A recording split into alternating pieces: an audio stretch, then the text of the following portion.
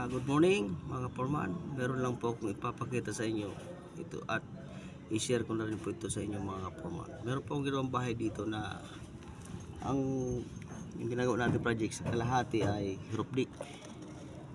Yan. Konkreto po yan mga foreman. Konkreto siya. At yung kalahati naman po ay roofing, yero. Yan. Yero po yan mga foreman. Ang tip ko lang po sa inyo kung ganito ang gagawin nyo mga bahay, huwag na po kayong mag inside gutter na yero. So ang gagawin nyo po ay concrete gutter. Ganito po,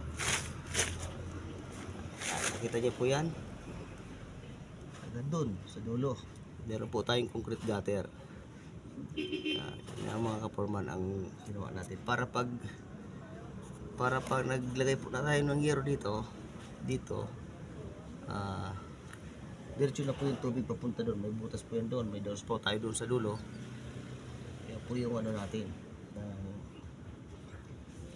ang labasan ng tubig natin mga kaporman. Yan. Yan. Solid na buhos po ito mga kaporman, yung ano natin concrete gutter, solid na buhos. Dapat po solid na buhos ang gamitin nyo. Huwag po hollow blocks. Kasi pag hollow blocks po ay may posibilidad na masira, pumasok din po ang tubig at mabasa yung loob ng bahay sa loob. Yan mga kaporman. Bali kung ano po ito inside gutter ang kalalabasan po nito. Ngayon yung inside gutter natin ay konkreto na, hindi na yero.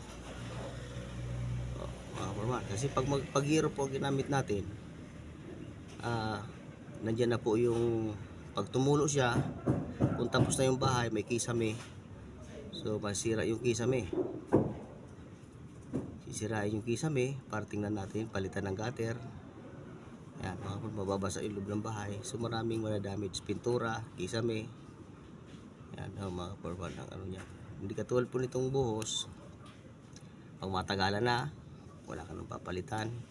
Make sure lang na maganda yung waterproofing nyo sa inyong concrete gutter.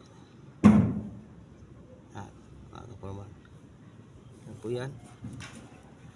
Yan. Abang po natin na butas doon ay number 4. So pag nabubungan na natin to, may bubong na yan,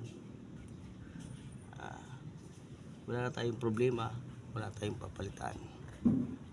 Mga kaporman, sana may matutunan po kayo. At kung magustuhan nyo itong video na to, pag-like and share na lang din po. Maraming salamat po sa inyo and God bless po sa ating lahat.